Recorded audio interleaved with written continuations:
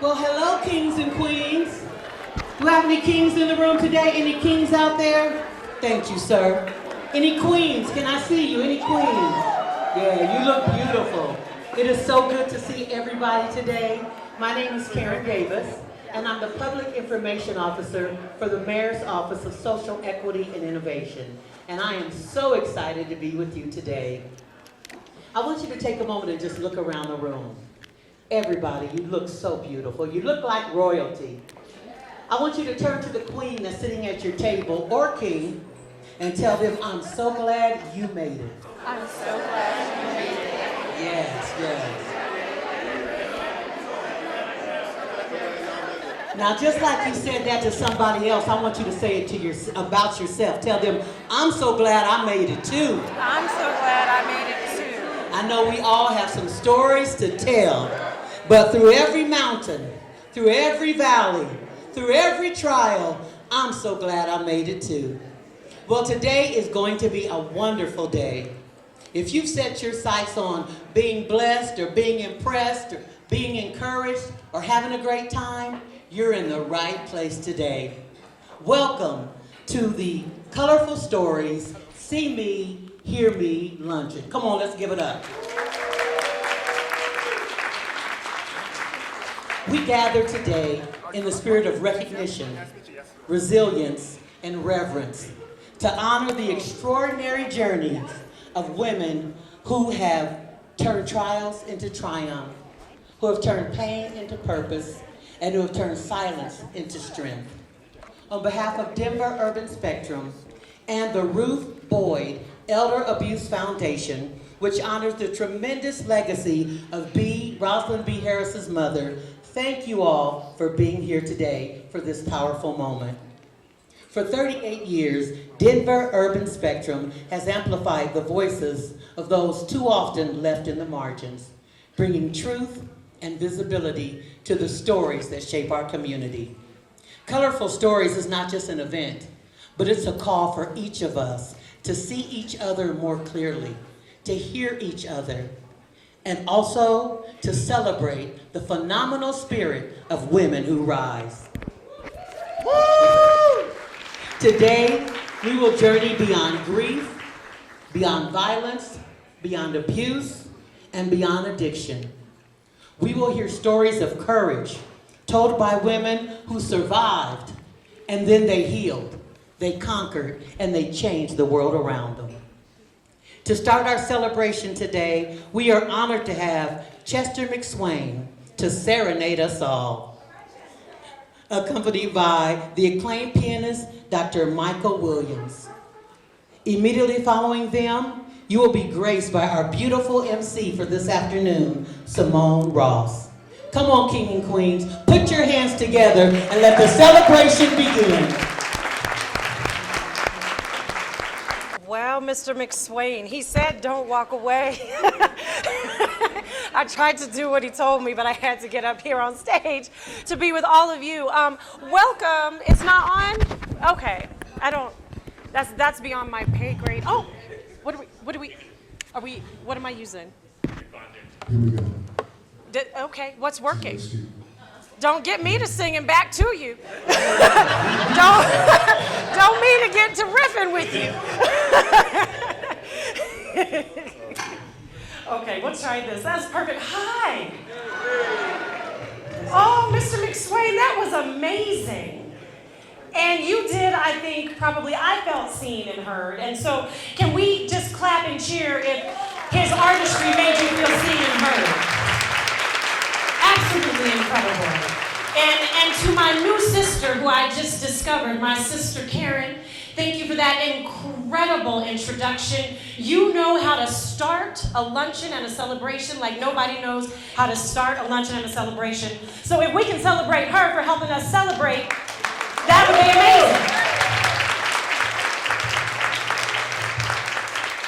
amazing. Miss B and team, thank you for putting together the poshest, most dazzling celebration of Colorful Stories. And so the thing that's very exciting about Colorful Stories is that every single one of us, we have a story behind our existence. So we see everyone here dressed. We're sitting under jewels. They're not even jewels. We are sitting under jewels, glistening and shining. And every single one of us has a story that helped to support us and get us to where we are. And so today we are going to be celebrating the colorful stories of our heroes, our sheroes in this community, learning about the driving force behind them, what motivates them, what gets them going and wakes them up every day. And here's the secret sauce to our honorees today and what we're going to learn. The things that motivate them, in turn, inspire us. So you all are in for an afternoon of inspiration. Now, before we get started, I just want to take a moment and say the Denver Urban Spectrum and the Ruth Boyd Elder Abuse Foundation acknowledges that we gather on the territories and ancestral homelands of the Cheyenne, Ute, Arapahoe, and Lakota peoples, past and present. We also recognize the 48 contemporary tribal nations that are historically tied to the lands that make up the state of Colorado.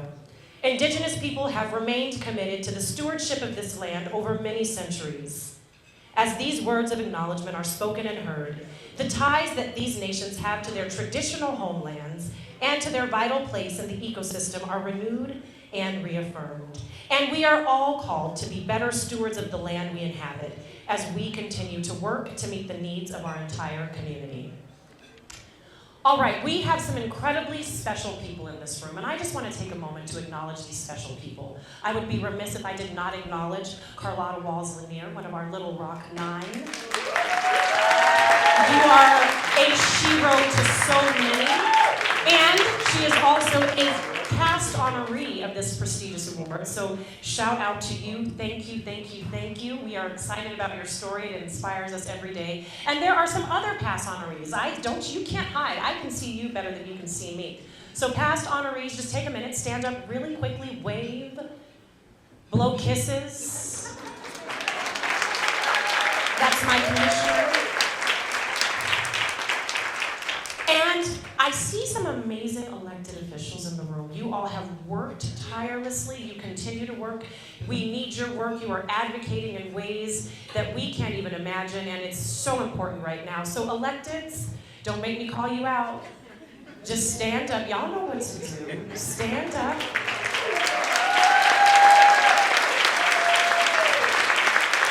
Thank you for your service. Thank you for being in this community. Thank you for your commitment, and thank you for seeing us and advocating for our needs. All right, who enjoyed the music when we walked in here this afternoon? Oh my goodness. That music is credited to the artistry and brilliance of Yasu Ishikawa. Thank you so much for that incredible music. Just a little bit about, clap please. Just a little bit about Yaz. I get to call him Yaz because we cool like that now. I didn't even really meet you, but I just feel so connected. Yes. Yaz credits the late Denver jazz artist and teacher George Keith for a strong foundation in theory and improvisation. Yaz has been performing around Colorado for 12 years and is dedicated to delivering the best straight-ahead jazz standards and originals on alto and tenor saxophone. You are magical and gifted, and I could listen to your sweet, sweet music on a regular basis, so we might need to find out where you're streaming and such. All right. We are here for a very important occasion, and to introduce that occasion is someone that needs no introduction, but this woman has so many credentials that she deserves me to tell you her credentials because she's just that bad. Okay, so it is the incomparable. You know I love you, girl. You better stand here and get these flowers. It is the incomparable Norma J. Page. Yes, clap for her.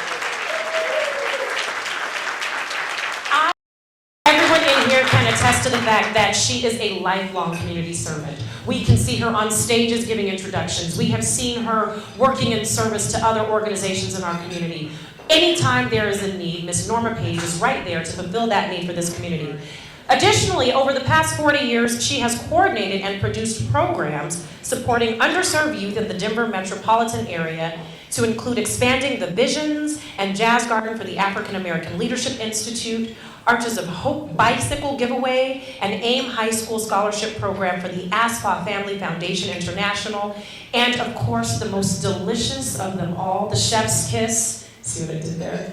100 men who cook as their vice president. She has been married to Larry Page for 46 years. She has 3 sons, and as of March 21st, 7 grandchildren. Meanwhile, she just gets more and more fabulous by the millisecond. So come on up here and share and sprinkle your fabulousness on all of us.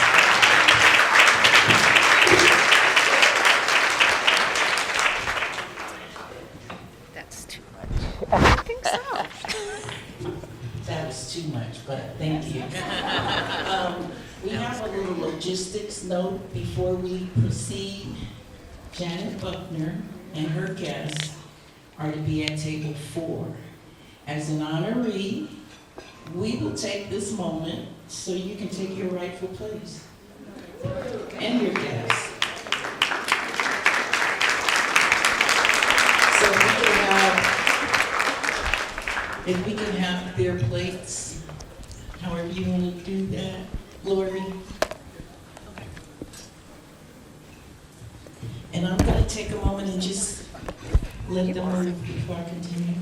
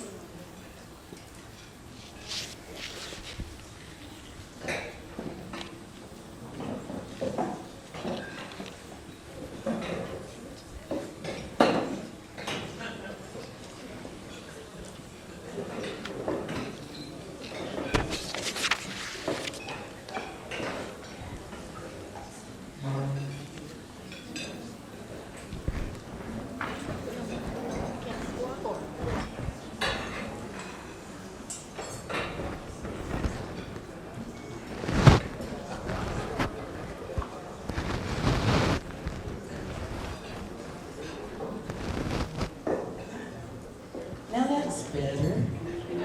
We got Janet where she belongs and her guests.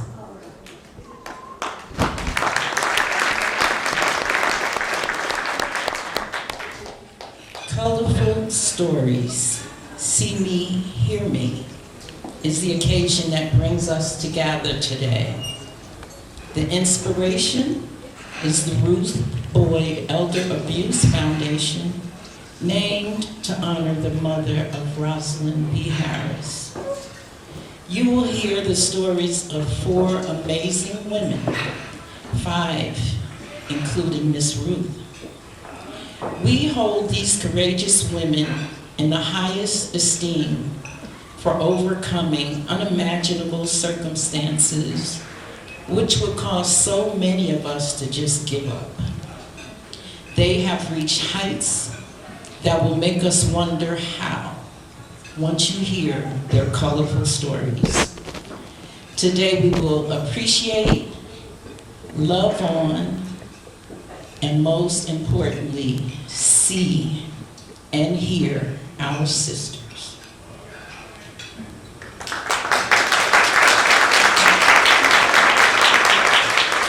At this time, I have the pleasure of introducing our honorary chairs, Mr. and Mrs. Getta and Janice Aspel.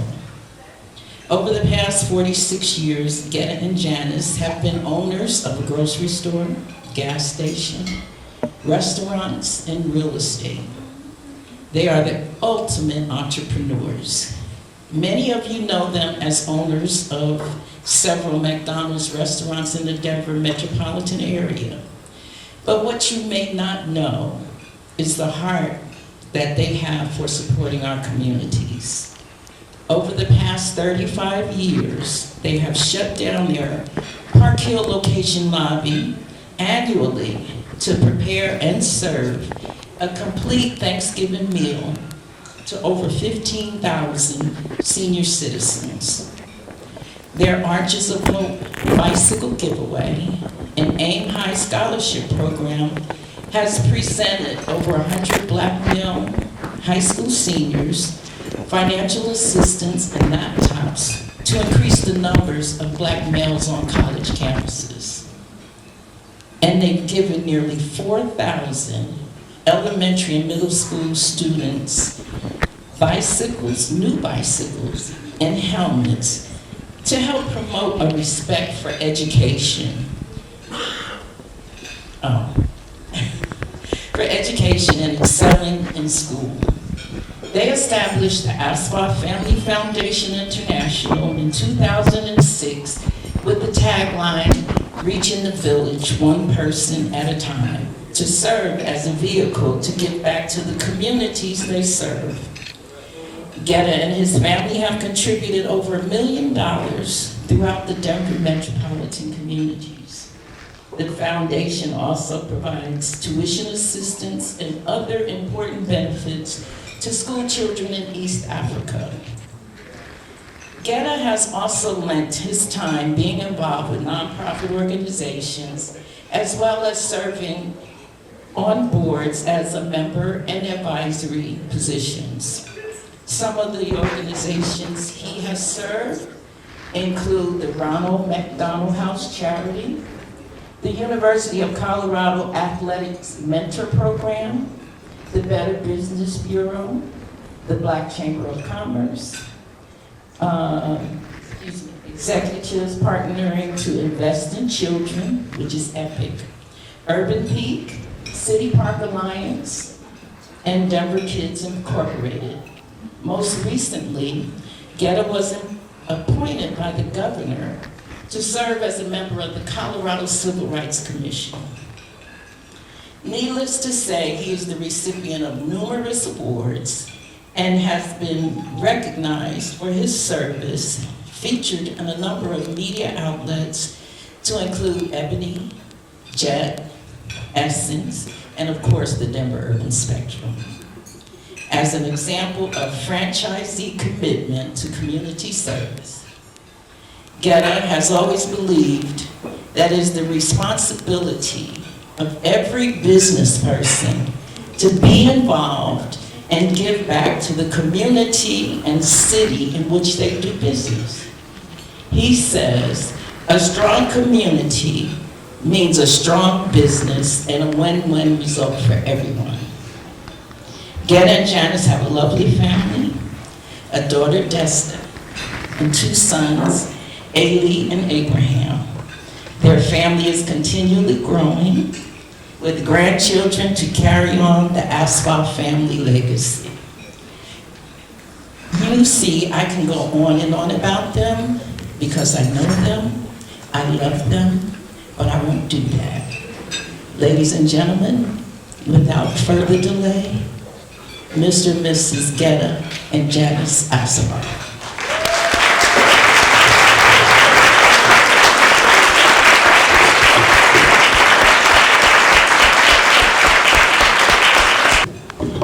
This is just, I hurt my back a week ago, so this is temporary, not permanent.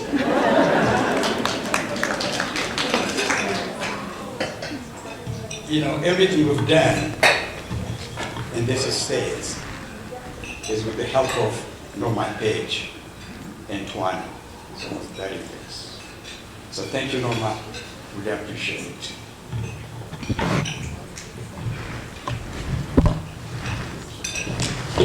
Good afternoon. First, on behalf of Janice and I, would like to take a moment to thank everyone for being here to support this 4 incredible African American women. Thank you, B. Thank you to the Urban Spectrum, and thank all the volunteers in this room today. We cannot accomplish our work or our goals without the help of one another. Let me first start with a quote from Amalfi Parker, Elder, and Patrice Taylor. Quote, "We like to acknowledge the many ways that Black women have had to create space themselves when no one else was interested in prioritizing the unique existence in American society. We also want to acknowledge the ongoing plight of Black women experiencing gender-based violence, navigating how to overcome invisibility, as well as sexism, racism, and the other forms of oppression that they experience." Unquote. Black women never stop fighting. In the last presidential election, I saw some statistic of the voting outcomes. Who voted for who? I saw 50, 60, 70% of different minority groups supporting a Black woman for president. But 92% of Black females supporting and voting for her.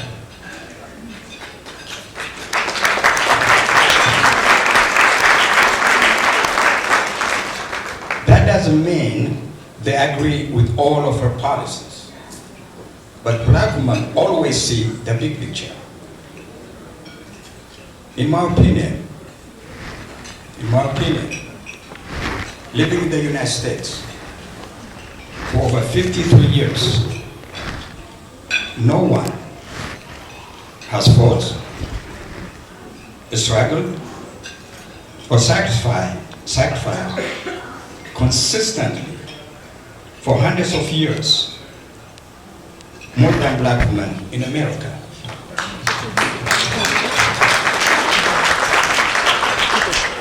We have to tell our story.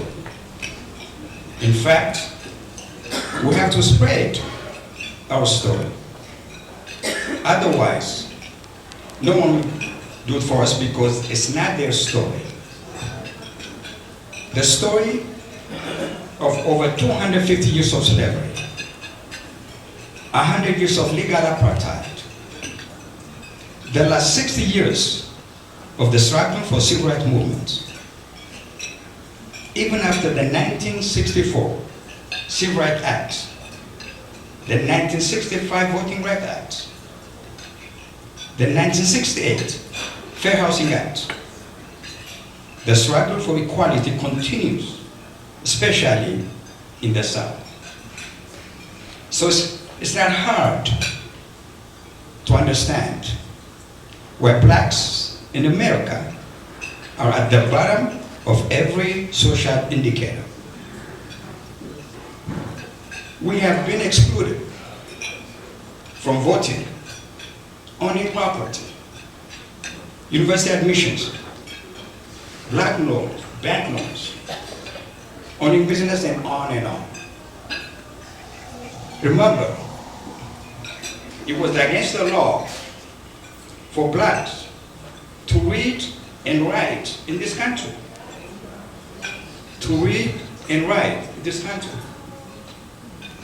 These are not the decisions of individuals, but rather the law of the land. Even though Blacks have been in this country since before it was a country.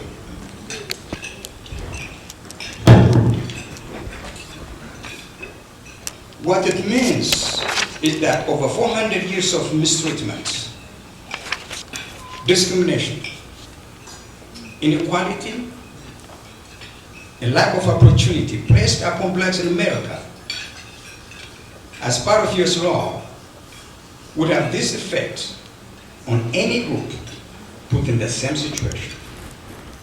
So it's not the race or the color, but the conditions that were being made to live through.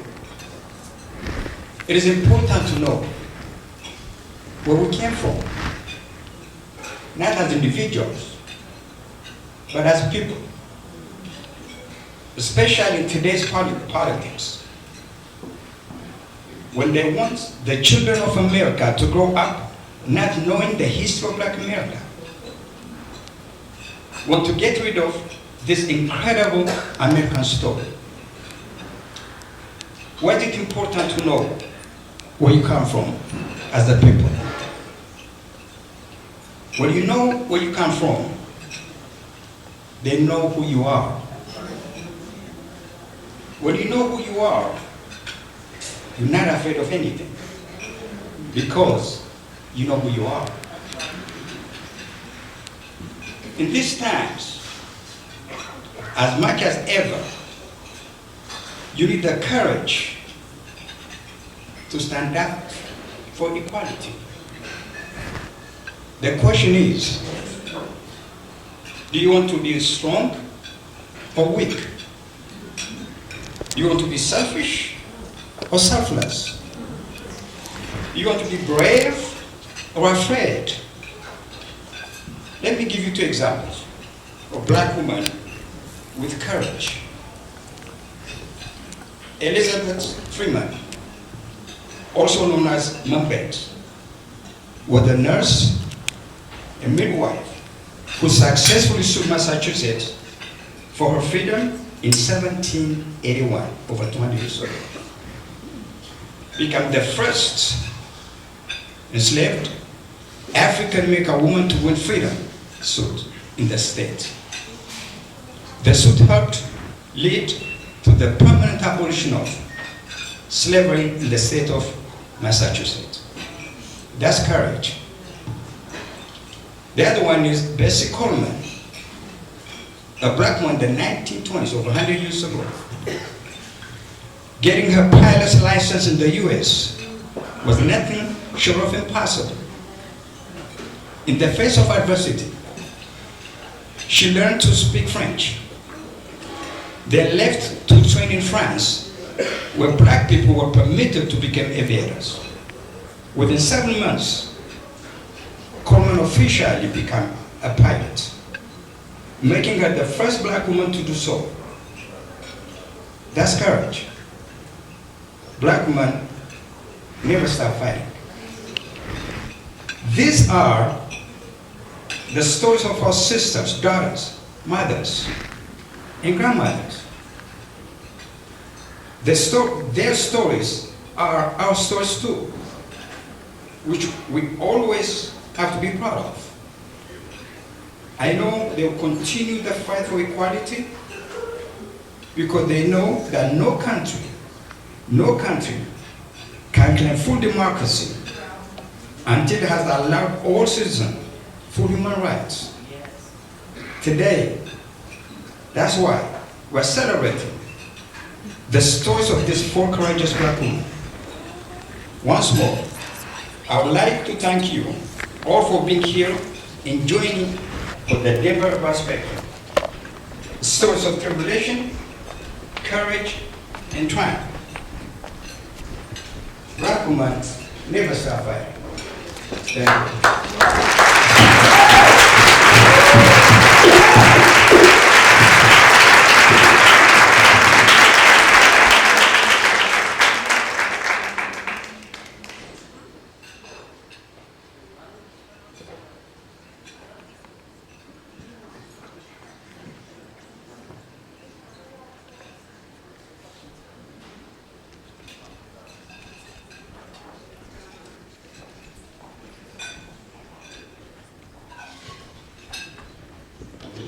Thank you so much, Tegeta and Ms. Janice. That was absolutely inspiring and amazing. And you are right. We are courageous as Black women. We see the big picture, but we also are able to bring communities together. And additionally, we're able to bring communities together with an invocation. Some of you have been eating your salads.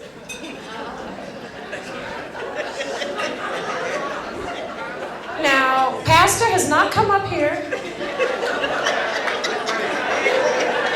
Pastor's on his way though, so come on. Reverend Vernon Jones, he is the pastor of United Church of Montbello, for the invocation.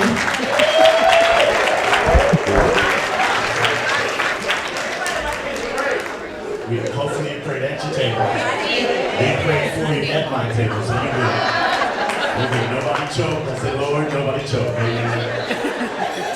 Let us bow for a moment just to thank God for this day. God, we are so grateful to be here today because, God, in this moment, we are reminded that you are a God that takes our tears and our trials and you turn them into triumphs. You take our triumphs and you turn them into testimonies, and you take those testimonies and you allow our stories to transform the lives of others around us. And so today, God, we give you thanks for these amazing women who will continue to tell their stories of how you have been faithful, how you have been strength, how you have lifted them from places that they, even in the moment, didn't think they'd get up from. But God, you have been faithful. And we thank you today, God. We thank you that you walked with us through the valleys and the shadow of death, that you walked with us through pain, you walked with us through depression, you walked with us through grief, you walked with us through some unexplainable trials in our lives, and God, here we stand. And we thank you today, God. I pray your blessings continue to be around every life today, God. I thank you for our mothers. I thank you for our sisters, our daughters, our nieces, our aunts, our neighbors, all of these mighty women who you work in and you work through to let us know that we can be rooted in love and that we can experience the full blessings of life and life abundantly. So God, bless these ladies as they come today to be recognized and to share their stories. Let their story today be a balm to somebody's hurt today. Let their story today be a breakthrough for somebody who's still in the midst of it. Let them know today that you are still able. You are a Jehovah Rapha, our healer.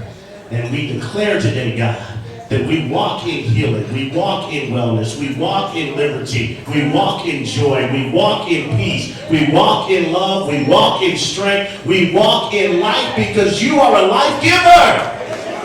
And so God, we say thank you for life. Thank you for this day, for this is the day that you have made, and we will rejoice and be glad in it. So God, thank you for this day. Thank you for our time together. In Jesus' name. Bless those who ate before we pray.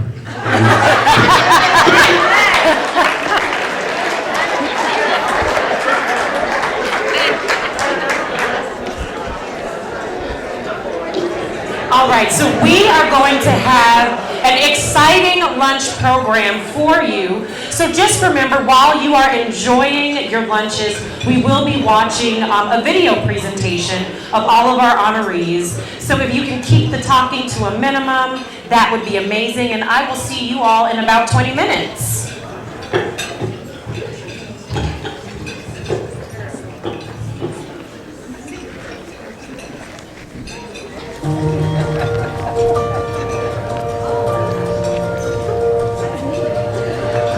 I was born and raised in Indiana, in a very small town, 5,000 people, and the name of that town was Lawrenceburg, Indiana.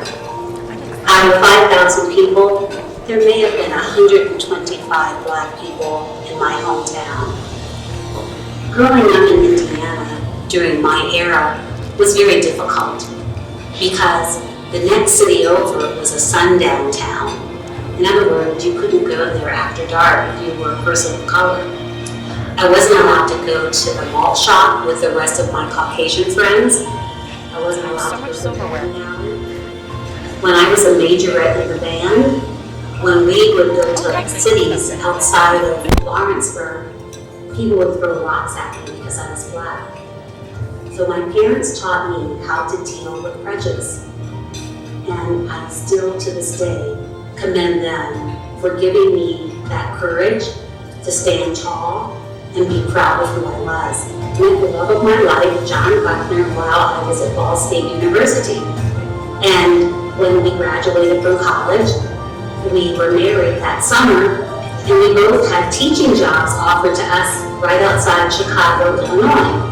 So we moved to Chicago, stayed there for 6 years, and then we moved to Denver, Colorado in 1975. I was retired, and so was my husband, and he was encouraged to run for state representative.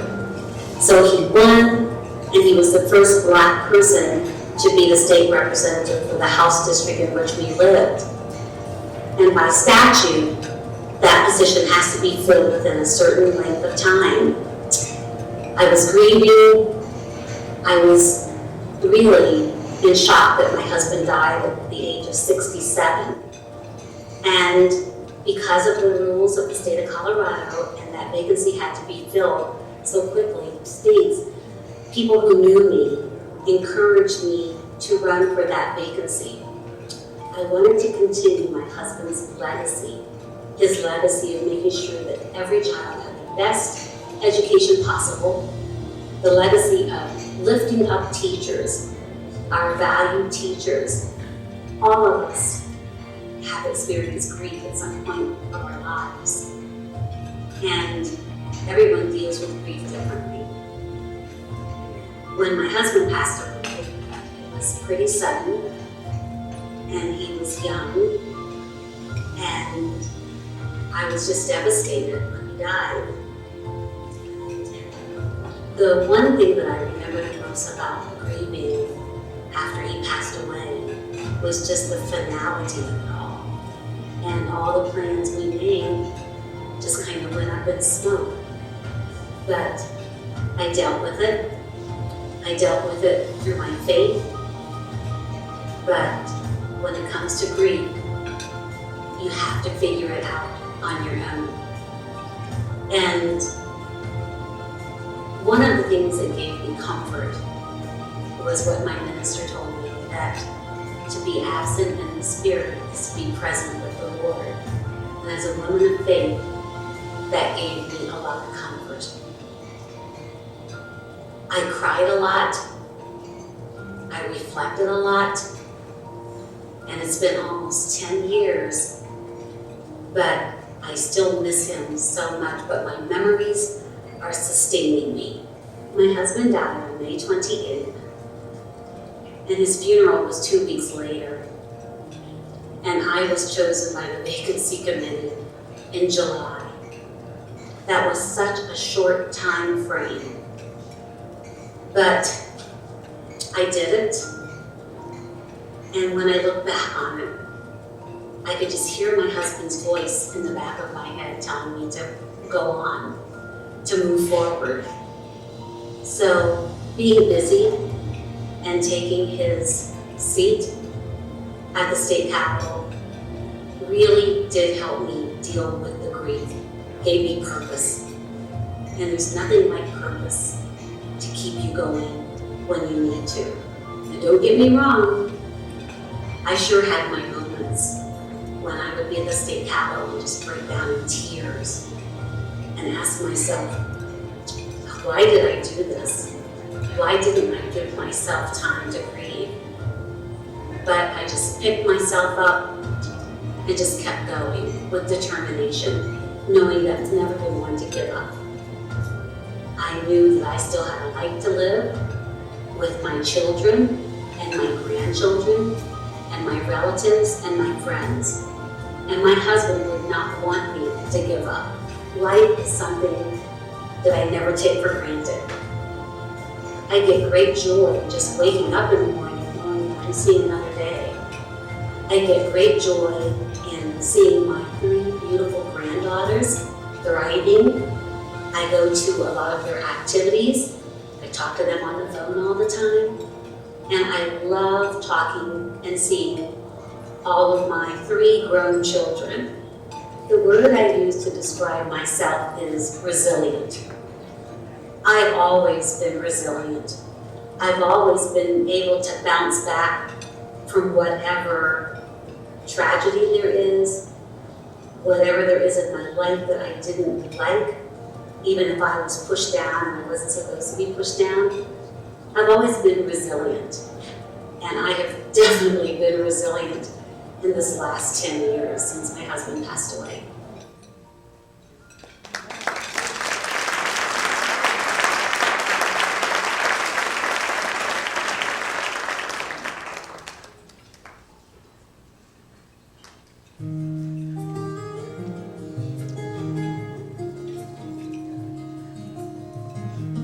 Born in Oklahoma, raised in Kansas City by a single mom who was divorced my high school counselor asked me one day, she said, so why aren't you applying for college? You know, that was an easy answer. We don't have any money. And she said, well, you know, there's grants, there's loans, and let me help you.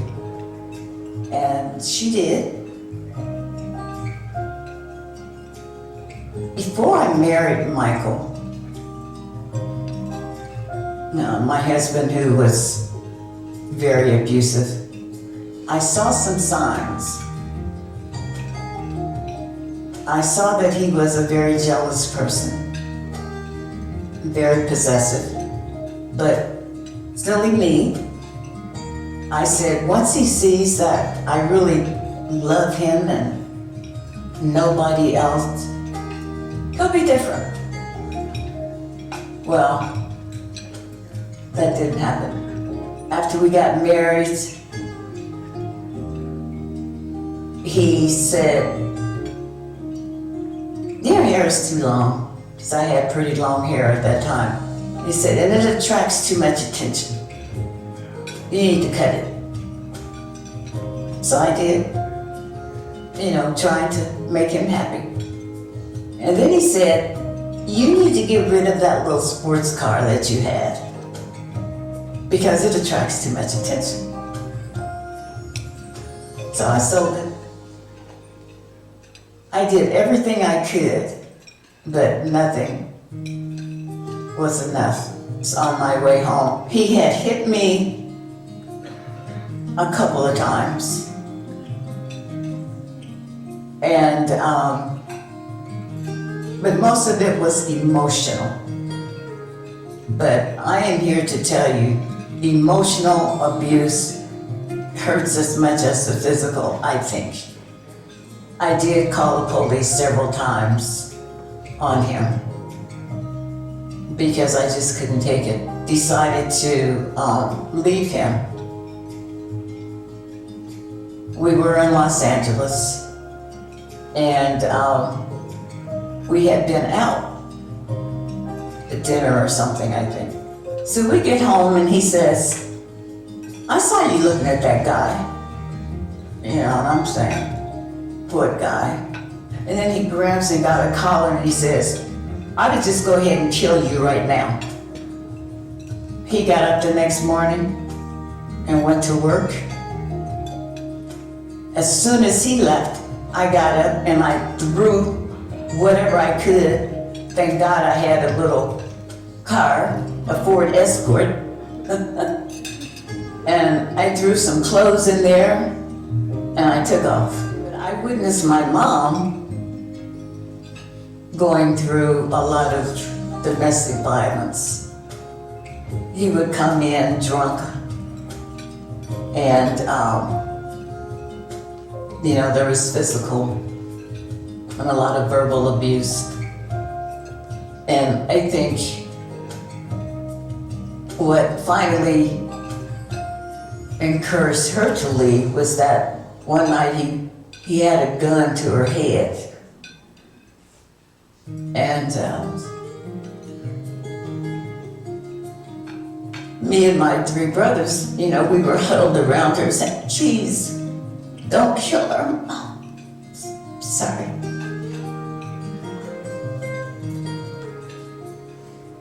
So, I think that was the impetus for her to say, I can't do it. Can't do it anymore. And we left. I would have to say there are several people who inspired me. The first one being my mother. She was a very strong person, and she was my first inspiration. Well, first of all, my high school guidance counselor, and then my first boss after I graduated, Bill McSweeney, I'll never forget. And they just encouraged me to do more, to be better. And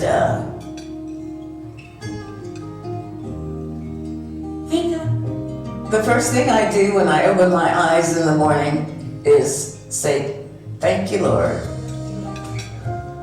So I am very thankful that I'm still here and that He has brought me through so many trials and tribulations. But God has also blessed me in so many ways. So it is a joy to be here. Perseverance. You know, life for me has not been easy.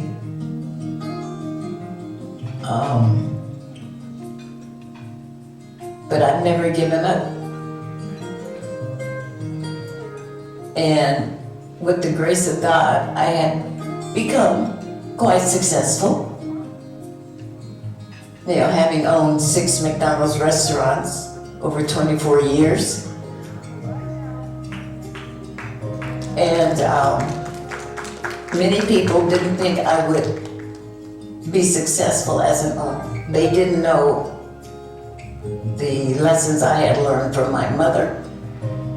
Hard work. The other lesson I learned later was not only work hard, but work smart. And consequently, I was able to give back in a big way. And I continue to do that today. Because I know that God didn't bring me here to just keep it for myself. I am currently trying to develop some affordable housing, an affordable housing apartment complex, 1, 2, and 3 bedrooms in Northfield. And I can see it's going to be a struggle, but there again, perseverance. No is a word that I don't really understand very well.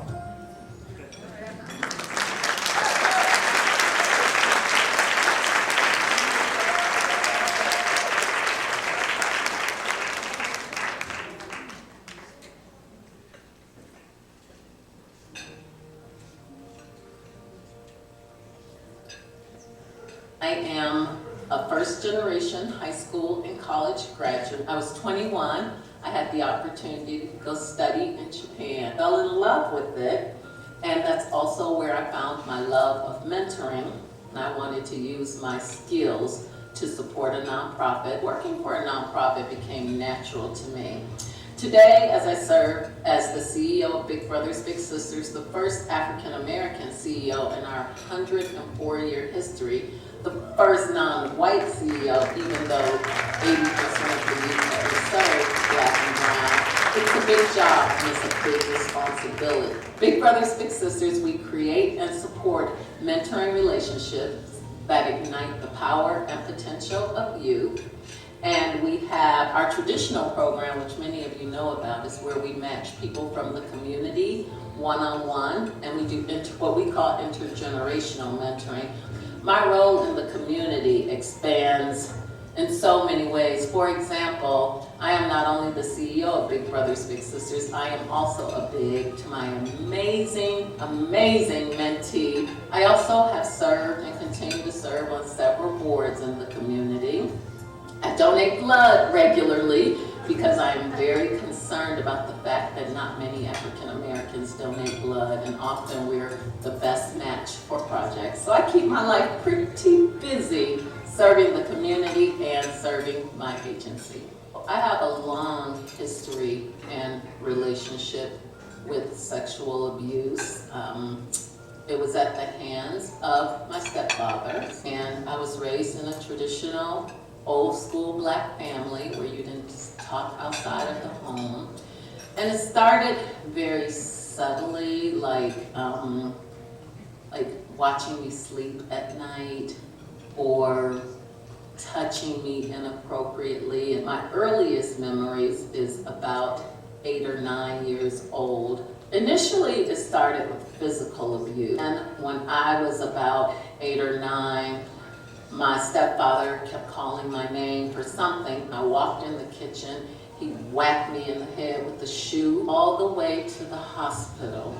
My mother kept telling me that the story we were going to tell at the hospital. Fell and I hit my head on a corner of a table. And she kept saying, if I don't tell that story, that social services was going to come and take us away and they would separate us and it would be my fault. After that, that was the perfect ammunition for a manipulator and an abuser, because then he started coming into my room at night and then, you know, touching me inappropriately, and there was never any penetration, but there was definitely contact with his private parts and my private parts, or doing things to me that I didn't really understand at the time. So I just endured the abuse, but I thought I was enduring the abuse and I was taking that abuse to protect my sisters. But it wasn't until I was about 18 or 19 where I decided to speak my truth and tell, and I found out he was doing the same thing to my sister the entire time. And so as I got older, there was one time that I think he tried to penetrate, but by then I was, you know, I'd already started my period, and you know the consequences of that, what could happen with that, and it was very painful. 12, things like, I felt like he was trying me, like saying, do you want to do this or that? It'll make your body feel good. And then I would say, no, you know, whatever. And my mom says she never knew. And maybe she didn't. I think she didn't want to know, because there were plenty of signs. There were plenty of things that I told her. One time I was going up some stairs and he grabbed my butt, and I told my mom, and she said, well, why were you running upstairs in front of a man in those little bitty shorts? And let me preface this, that my mom was sexually abused all of her life. She was raped at 12. And I think sometimes when you come from the kind of poverty that I come from, and the kind of situations that I come from, for many people this is just life. This is just survival. We have some of the worst cases of molestation in our Black community. And the biggest thing that happened when I was 17 years old, our house was really hot, and I was sleeping in my underwear and a t-shirt, woke up in the middle of the night, and he was watching me sleep and masturbating. So when I finally broke the silence and told the story, I found out he was doing the same thing to my sister. He was doing the same thing to a younger aunt who took care of us a lot, and to several other people. I never felt protected. I never felt like I had the person who's supposed to protect you the most. But again, as I got older, I learned hurt people hurt people. Oh my gosh, what brings me daily joy? Well, as you can see, I have the most incredible young ladies that I'm raising in my life. Ironically, I really wanted boys because my family has 8 granddaughters. And so I really wanted boys, read every book on how to make a boy, so I didn't get one. But I feel like God gave me girls because of who I am as a person, what I've learned, my ability to really coach girls. So I love spending time with my girls. I love vacationing with them. I love helping them to build their dreams. Like I said before, my daughter has her own speaking business. When people spend time with my children, they are such a reincarnate of you. And I love having my own little mini-me's. I think passionate. I am passionate about everything I do. My kids tease me all the time. They're like, you do everything so big. No matter what, you walk big, you walk strong, you talk strong, you use your hands, you do this, you do that. But if you have Elysia on your team, you've got the biggest champion in the world, and everybody knows I love you, or I love a product, or I love something. I just I feel like I also exude joy. It's not like I don't go through anything. It's not like life isn't hard or I don't have my challenges. Even now, as we're seeing so many things going on around us politically, I allowed myself a little bit of time for depression, but I've chosen joy as my form of resistance. So I don't know if the word is passion or joy, but I'm gonna lean into passion.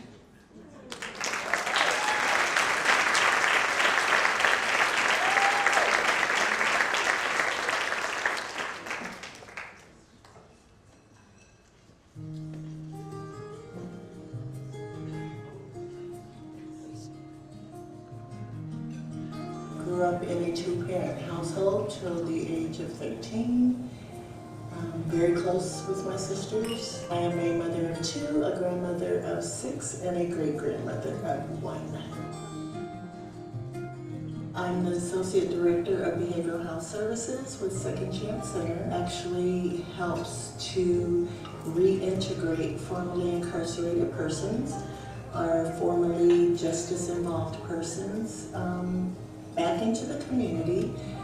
And the whole idea is to reduce relapse and recidivism. So Second Chance Center helps with housing, they help with employment services, they help with food, they help with clothing, connecting people to peer supports, providing those wraparound services to include mental health and substance misuse support so that people coming out of the judicial system don't have to go back. People that have struggled with substance misuse can learn that they don't have to continue to do that. My relationship with substance misuse began at the age of 13 with just simple marijuana. And I know now, I didn't know then, but I know now that that was the coping skill that was introduced to me to deal with what I now know was trauma. And so the journey from 13 to where I am today has been, I would say, one of self-discovery. It's been a spiritual journey, and I've had a lot of trauma along the way. A lot of years of feeling that I was not worth anything. The first thing that I remember is the age of 4 and my mother telling me, well, I asked her, how come there weren't any baby pictures of me? But there were baby pictures of my sisters, and she said because I was an ugly baby. And so that was the seed that was planted in me and fueled how I lived my life from there on. Never feeling like I was good enough, never feeling worthy. Now, after having gone through my own recovery process, my own trauma process, my own spiritual journey, I realized that my mother did the best she could with what she had.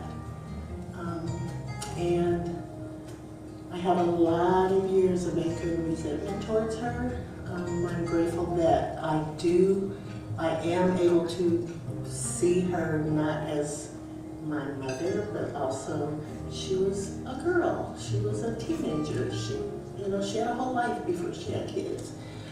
But substances was my way to deal with the pain and the hole that I had inside.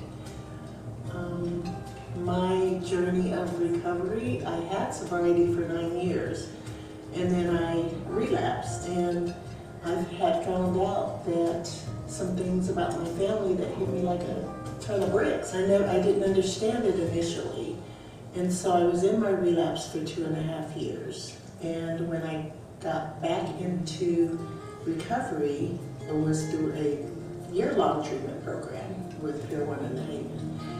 And I said, God, there's something that I missed in my recovery the first time. And if I don't figure out what it was, I feel I'm destined to die in that. And I realized I didn't know who Stephanie was. I knew Stephanie, the ugly baby, Stephanie, the daughter, the sister, the mother, all the external societal labels that you grew up with, but I didn't know who the created Stephanie was.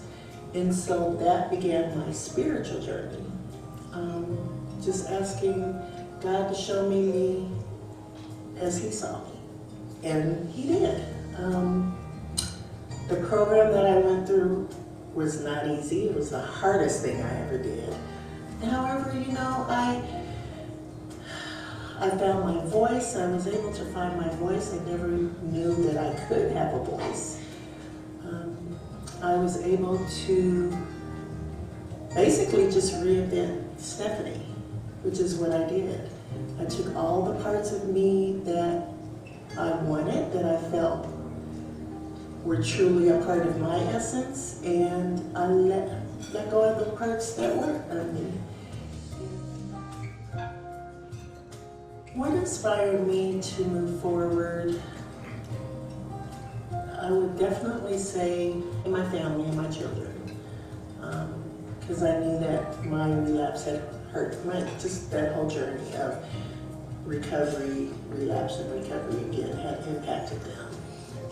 I knew once I began that spiritual journey, that's when I realized that I am worthy and that I do have a place in this world and that I have a purpose. And so that's what continues to drive me, the work that life brings me daily joy. Being able to be in a position to help, I say reach back and help other people. The word I would use to describe myself is humble. And why is because I made a commitment to God that I would stay humble so that I never forget what I went through, and I would stay humble so that I always remember that it's God working through me to help others, and it's not my hands, but His will.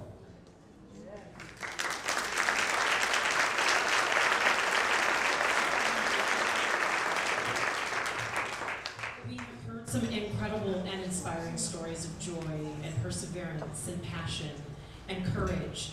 And we are going to continue to hear these stories with a panel discussion with our phenomenal honorees, and it is going to be facilitated by another phenomenal woman who is phenomenal in her own rights. It is the incomparable Dr. Carolyn Love. We can talk about it.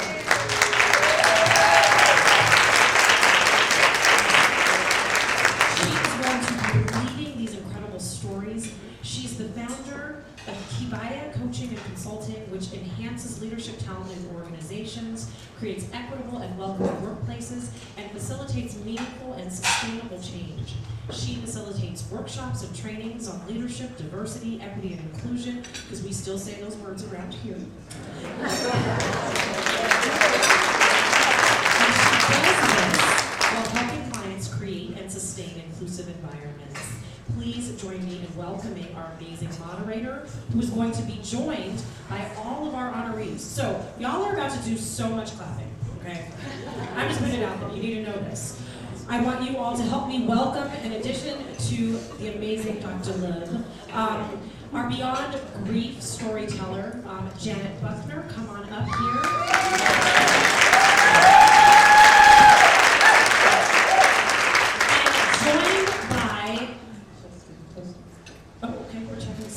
We've got Dr. Annette Richards. She's going to be joining as one of our Beyond Grief experts. So if you two can come up here and sit next to each other. I think they got some color compliments. It's like they called each other and asked what they were wearing. Then we've got our other honoree, the phenomenal Rose Andom. If we can celebrate her really quickly.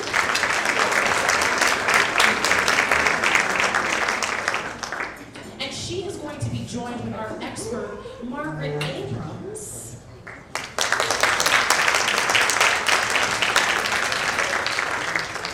Additionally, our honoree, Alicia Cook. Alicia is going to be joined on stage by our expert, Ricky Guilford. And then we got our final and not last, not least, but just absolutely amazing honoree, Stephanie McCoy Johnson, who is going to be joined by our expert, Sharon Hopkins.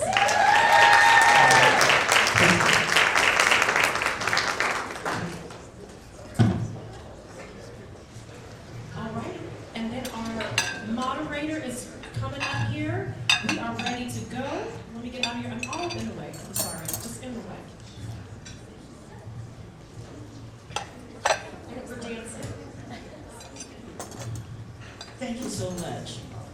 And thank you for the wonderful introduction, but I would be remiss if I didn't say that our Mrs. of Ceremony is the mom. She does an amazing job every time she comes in the room. And you haven't noticed, she's got some of the cutest pink shoes on I've ever seen. I had to call that out. So thank you. Thank you all for joining us. We're going to be diving into some difficult conversation. You've heard the stories, we know about them, and we've got some amazing, amazing community experts in addition to our honorees. But the one thing that we know, that in our society, stigma is attached to drug and alcohol misuse. We blame and shame. We play the blame and game shame. Let me say that again. We play the blame and shame game when someone is emotionally, physically, or sexually abused. It's your fault. And we offer really pithy Bible quotes when someone is deep and grieved. We say, girl, you know, God won't give you more than what you can handle.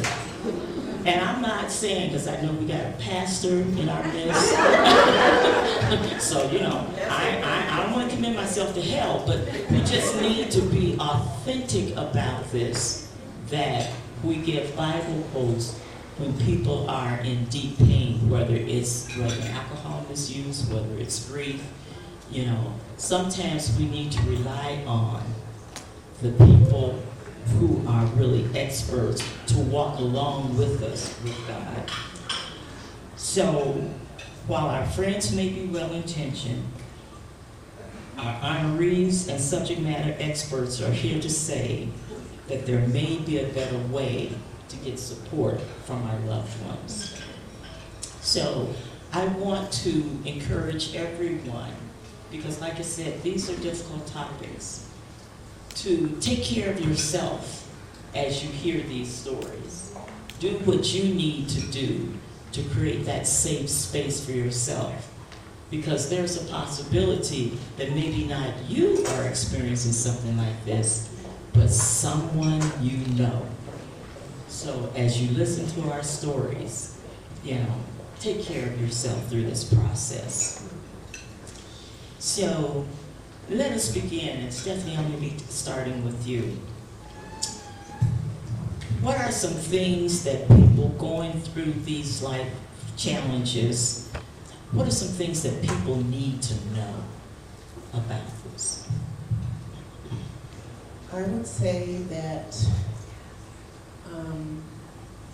it's important to know that no one wakes up and says, I want to be an alcoholic, or I want to be addicted to drugs. Underneath all of that really is trauma.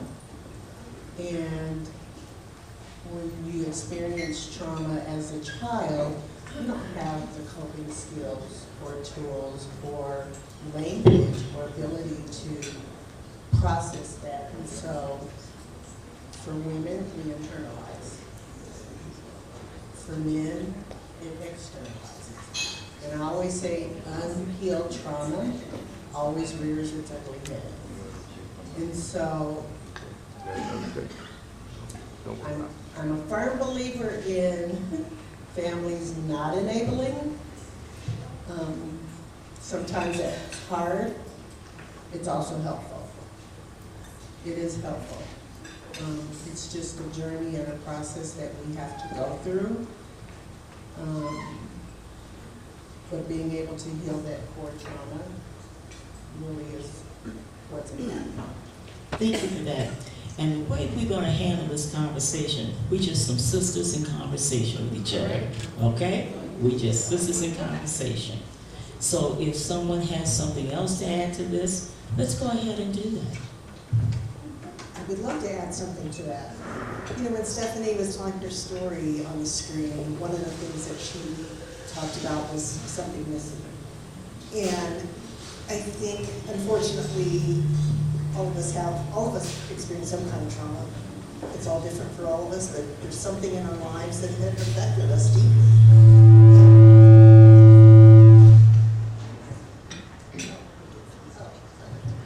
Sorry about that.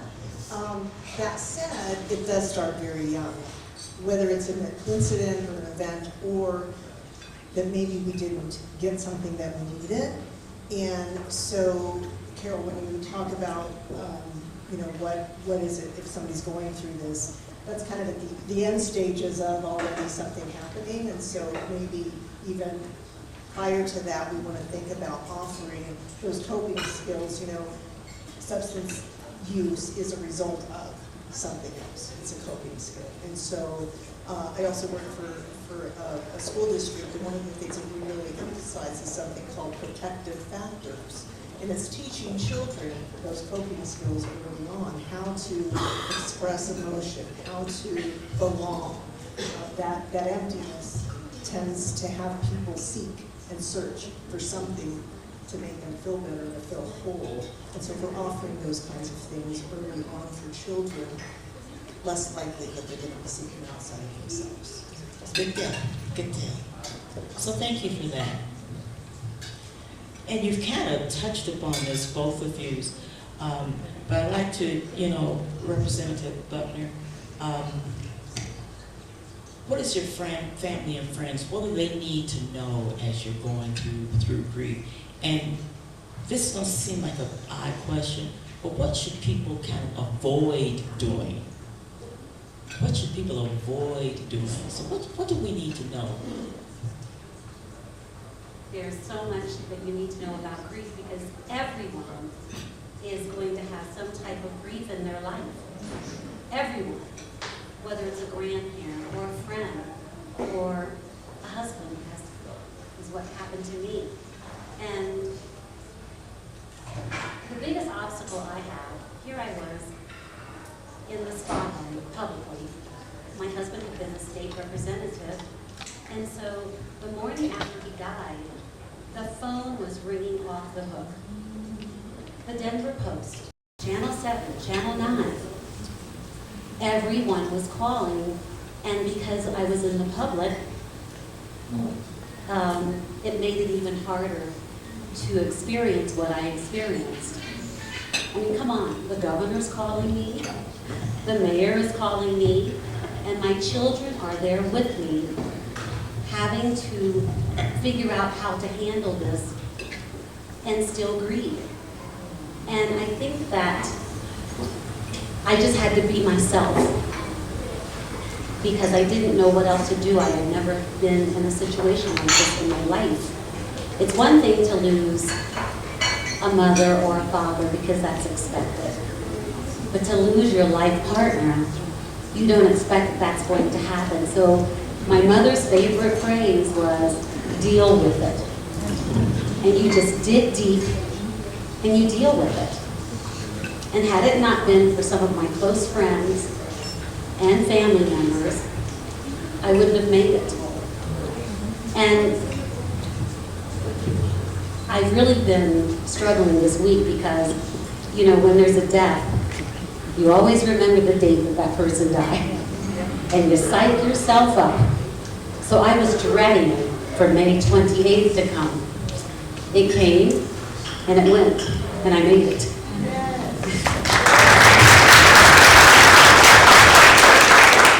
I think it's really important, even though you're grieving, as in my situation, it was really important to make sure that my kids were okay and that my grandkids were okay. It wasn't just about me, it was about all of us.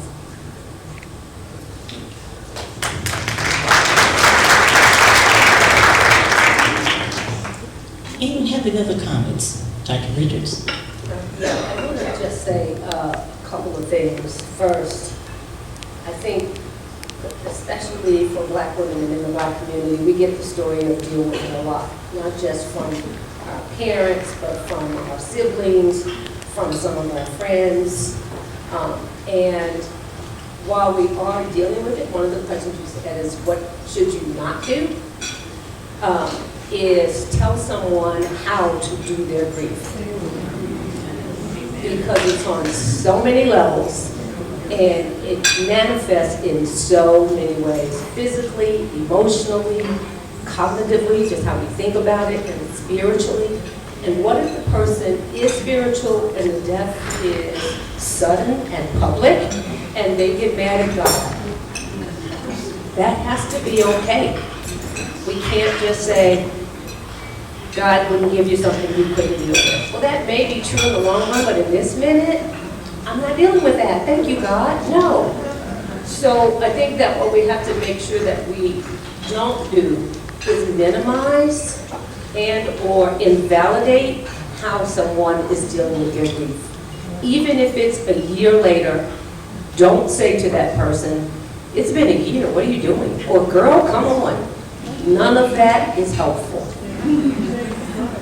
And especially when it's public like that, you remained in the public eye, where you walk into a room, people are like, oh, there's you in the public, right? And that then has a whole nother level with it that you have to carry, because you don't get to hide your story, and you certainly probably try to appear like you're handling it. And the truth is you still need all that kind of support that you had maybe in that first week of all those calls, even when they fade away. So I think it's really important for us to know that people get to have their grief, however they get to have it, and we don't get to dictate it.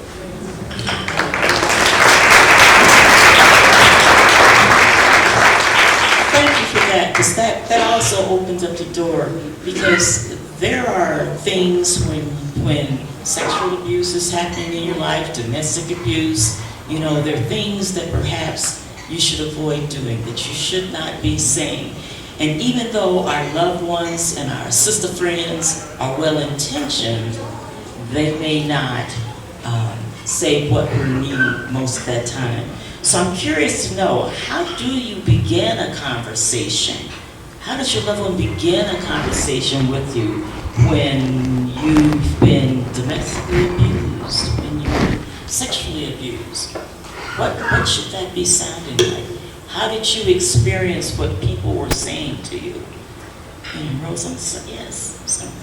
Well, for me, I do a huge shout out to mentors, and that's why I lead an organization. I want to be the person I needed most when I was a child.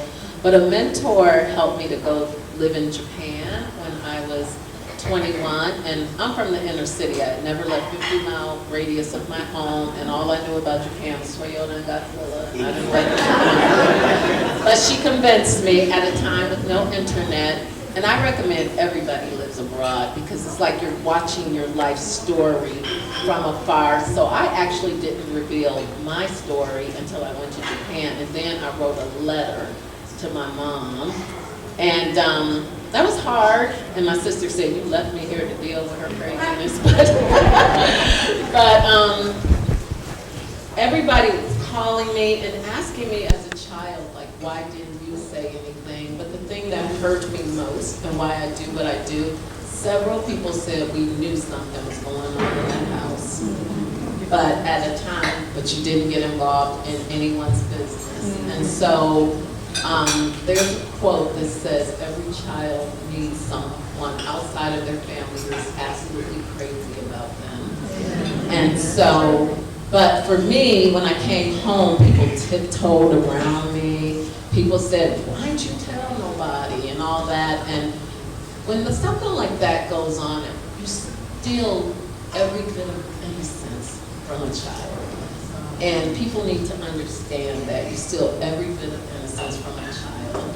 And I even had someone tell me, it happens to almost every woman, it happens to almost every girl.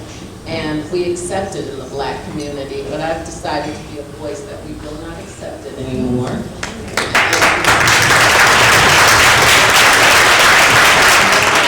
I also have chosen, I mean, it's not easy, it's very vulnerable to even look at all of you after watching that video. I didn't see it beforehand, but it's very vulnerable, but that's why I'm here to be vulnerable and protect children.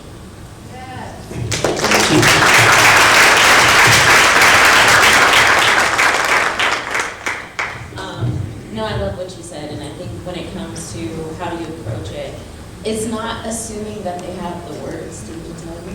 You know what I mean? I think when you're so young, how do you conceptualize something like that? How do you put into words what's happening? Especially in the Black community when we're told, you know, yes ma'am, no sir, and we just have to do. So, you know, I think it's looking for other signs or other ways on how to, okay, a lot of this comes up in the body. And so someone can say, my tummy hurts, right? Or I have a headache, or I feel really anxious. It's being curious about those things and trying to like draw out of them what's happening. Because that experience, it's your body.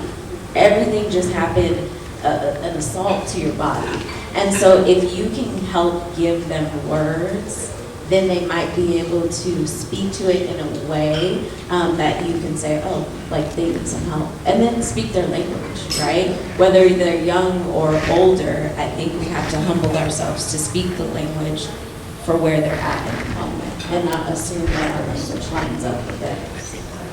Thank you for that. And as I was listening to some of the comments, the word silence came up to me. So I'm wondering, what is this about the power of silence? And Rose, you kind of even mentioned it a little bit here. Can you speak a little bit to that, this silence that we have? I will say that when I was going through my abuse, I didn't tell them.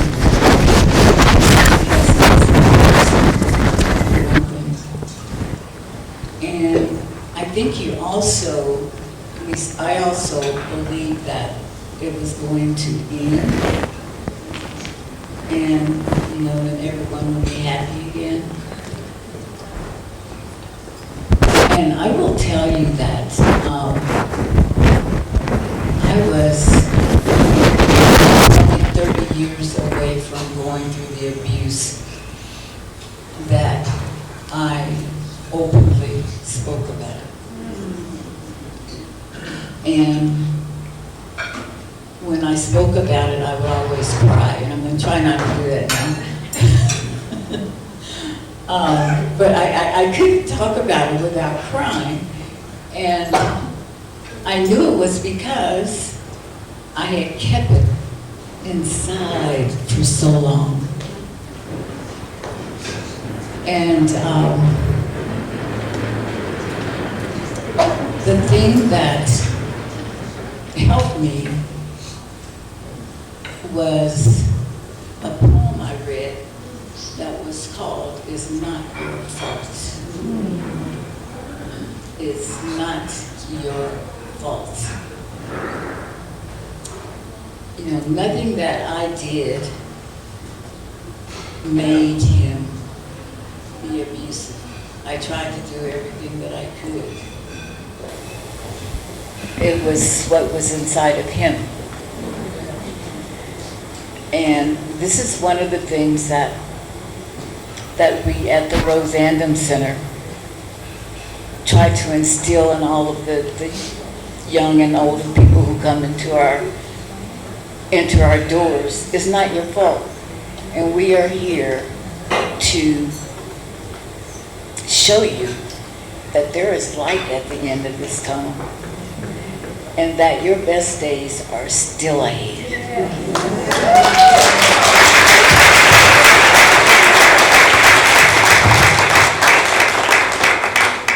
Yeah, I would totally echo that, Rose.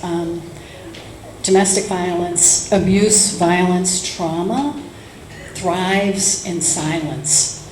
And the people who commit that abuse and that violence count on that and reinforce that need to be silent, and that your voice will not be heard and you will not be believed. Which is why being able to, I mean, I'm hearing that from everybody up here, that being able to speak your truth and your experience has such power in it, in reclaiming who you are, who you are as a person. And statistically, unfortunately, abuse, violence, happen to more of us than fewer of us. I mean, the statistics vary a lot, but domestic violence, it's 2 in 5 women in the United States. And yet, that silence often takes so long to break and can be so powerful. And I think that's part of what we do try and do at the Rosandum Center. And for those of you that haven't been in the lobby, we have a lovely portrait of Rose in there, and a little bit of her biographic information. And it's not unusual that I would see clients who are coming in, standing there reading the information and wanting to know more about Rose and Rose's experience. And really taking reassurance, and many of them said to me, if a woman like Rose was able to navigate her way through this, maybe I can too. And really breaking that sense of feeling so alone. So thank you for that, Rose. Thank you for that. And Stephanie, you just looked like you had something that you wanted to say. Well, as I was listening to everyone share, I was reflecting on a few things. One being how our community, we're raised, what goes on in this house stays in this house. And children are to be seen and not heard. And so those are seeds that are generationally implanted into our DNA, really. And so that's why we go through all these years of silence, not knowing that our voice matters. So when I work with children and their parents, because I'm a marriage and family and addictions trauma specialist as a therapist, I always try to encourage parents, kids have a voice. And as parents, we should allow them and encourage them to use their voice. And in doing so, then those things that happen to children, they will speak about. But like I said, it's generational. Generations and generations and generations. Because the things that we learned back in the slavery days to survive have been passed down generationally, not on purpose. When we know better, we do better. Yeah, thank you for that. And I was thinking as all of you were speaking, I don't know, but all families, I think, have a culture. There's a culture that exists in our family. There's tradition that exists in our family. And there are some things that our family expects of us. So what does it look like when perhaps we're not meeting the expectation that, exists within our families? We're doing something different. Or, Representative Buckner, your family may have, or your loved ones, your friends may have expected some things. What were some expectations of you, and what expectations did you have of loved one, families, and friends? That is an excellent point. Everyone who knows me, there's a lot of people in this room who know me, they know that I just make the best of every situation. So everyone just assumed and expected that I would just stand up and do what I had to do. That was an expectation. But I think when you have those kinds of expectations, it's really hard, it's really difficult when everybody is expecting so much of you. And you just can't deny yourself of the doubt. You just can't expect that. You have to just be yourself and go through what you have to go through. My family knew that I would rise to the occasion. And I also knew that my family would rise to the occasion. And it's the same with all of my friends. I knew that they were there for me. But it is a tough burden. It's hard enough to lose someone, but in my situation, I lost my husband, then 6 weeks later, I was an elected official. 6 weeks later, I was appointed, it was my decision to throw my name in the hat for that vacancy. So I was grieving, and it was expected that I could just do this job as a state representative. And I did it well because I had no choice. And I didn't want to let the people of Colorado down either. But it is a really difficult position to be placed in. But I believe that most people will rise to the occasion. And as I'm sitting here thinking about this, there's grief in every one of our situations. There is grief for this amazing lady right here. There's a grief in her abuse, and there's a grief in Alicia's situation. And I know that all of us can rise to any occasion that we have to arise to. We did not plan that last statement, but that is literally what I was going to say. So I'm done. No. Actually, what I was thinking about, as you said that and as other people were talking, is the way the grief plays out. The grief of what you didn't have and what you got instead. The grief of I was cheated from a childhood. The grief of the relationship of a parent or a caregiver who did the abuse. Then there's a personal grief about what decisions I made, and really, does that say something about me? Because in the communities, when we start blaming victims, the victims turn into themselves and begin to question who they really are, and so their authentic story then begins to get lost. And the grief about that is on a level really different than sort of the grief of a death. And I think the grief about who does harm to you is multifaceted, because it's not just who it is, it's where it happened and how old you were and how close you were or weren't to the person, and all of the things you have to then carry forward as a result of whatever happened. So the level of grief about that. I heard you say you're trying not to cry, and you didn't hear me, but I said, don't do that. If you need to, the community needs to hold you, because you have shared a really powerful story here. Thank you for that. Are there other reactions to grief? And thank you for bringing that up, because all of you are going through or have experienced that in some sort of a way. Any other reflections on that before we? Yeah. So thank you, community, for holding them and holding that space for each one, because there is a high degree of vulnerability. I want to go to just something else. We talked about in the video signs. signs of things. And we just touched on it lightly.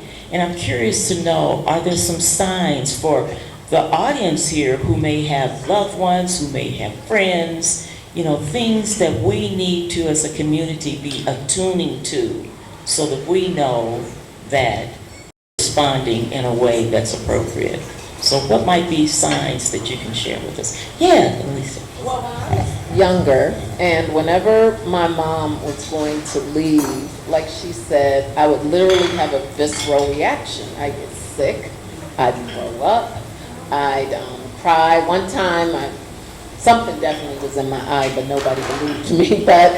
And I used to get spanked for that, or stop all that silliness and craziness, or I'd always want to go to my grandmother. My grandmother was a safe space for me, even though she was very poor, and sometimes we didn't have enough food. We'd have to literally drink grits to kind of, make it through. And people would wonder, why do you always want to go to your grandmother's house and things like that? Or there were times when in school, I was a great student, but they would call my mom and say something is off, and I would always get in trouble for being off. But I will say this, my mom is the 20-year-old, she was 20 years old when she was the single mom of 3 girls. She had been gone through abuse. My grandmother did. We've traced our lineage way back to slavery, and I am so proud to say that my daughters are the first in my whole maternal lineage to not experience sexual abuse. And my baby was over there from Costa Rica just a couple of days ago. But she didn't know the words either. She was a child raising children. But again, there were definitely enough people around who should have said, what is going on with this child? Thank you. So if a child is off, you ask and you dig and you find out. So those are some good words of wisdom to share with us and explain with us. So if you are, out in the community and you see a child, or as an educator, and I know we've got legislation around it now, but as an educator, and I know some of you in this room are educators sitting on school boards, etc., then we know when we see those types of things. Ricky, yeah. She touched on it, but I think it's a really big thing is like when we automatically assume a child that acts out is bad. Most of the time, it's that they're experiencing some level of trauma. So taking the time to just hear them, figure out what's going on with them, I think is super important. Because usually they're giving off those signs that something's happening in the house, or maybe they're bullied, or maybe they've had sexual abuse, or maybe they're going through something, cognitively, mentally. There's usually a kid who acts out, something is going on with them. So I think if we can stop and pay attention to that a little bit more, we might be like that safe space for them. Thank you. Yeah. I think too that just paying attention to any kind of change, it's not necessarily, again, just acting out the bad behavior. It could be they start dressing up more, or they are hanging out with different friends, or doing different activities. So any kind of change in behavior, in appearance, in activities, in friends, those are signs, and could be a sign of any of these events. It's not just one in particular thing, because it's a response to trauma. And so looking for those changes of any kind are really important to just have a conversation. It doesn't have to be an inquisition. It can just be, what's going on? I noticed you're wearing your hair a little different today, or whatever the case may be. I want to say one more thing about having someone that is crazy about you, because that is something that is also so important. As parents, we want to be that person. We want to save our children, and we want to be there to help them. But we may not be that person for them because of whatever reason that child might feel not able to communicate whatever it is that's going on with them. And so helping them to feel like it's okay to have somebody else, their grandmother or a neighbor or any adult that is trustworthy to be a part of their life and share any experience that, it takes a village. So as many people that we can support our children around is so important for them. Thank you for that, because that's a wonderful segue into this question in terms of resources. You know, what resources are there for people who have been sexually abused, people who are in grief? What's that resource? You know, I know some people use faith and you walk with God, but sometimes grief can be overwhelming. And your faith holds you, but sometimes you also need support from some other systems. So I'm curious to know, what resources would any of you say is out there? Sure, I can jump in. And I also, just to tag on to that last question, I think being able to just listen and being non-judgmental when you do notice that something's off, and being able to really say, hey, what's going on? I'm worried about you. And then be willing to listen to what you get back, without offering advice, offering opinions, offering, advice. Offering resources, however, is helpful. To be able to say, hey, there are places that can help, and here's what I know, or let's find out together how to find resources, however that might be. The Denver metro area, fortunately, does have a good network of resources for domestic violence and sexual assault victims. Obviously, we're here with the Rose Andom Center, which is based on a family justice center model of really bringing together what are sometimes resources that don't always play well together. So it brings together criminal justice system resources as well as confidential community-based resources. So somebody can walk in one door and be able to touch a whole range of resources that they're choosing to engage with. Not that they're being told to engage with, but where they can get counseling, behavioral health services, medical health care services if that's needed, resources for kids who may be growing up in homes where there's domestic violence, to be able to get that kind of support, to really help reduce that sense of being overwhelmed when you're trying to figure out where to find help. And that's been a new model that the Rose Andom Center launched in Denver. There's now one also in Jefferson County, and Adams County is working on putting together one as well, so that you can really access a range of resources when you are ready to get whatever those resources are. Good deal. Thank you for that. Any other yes, Representative.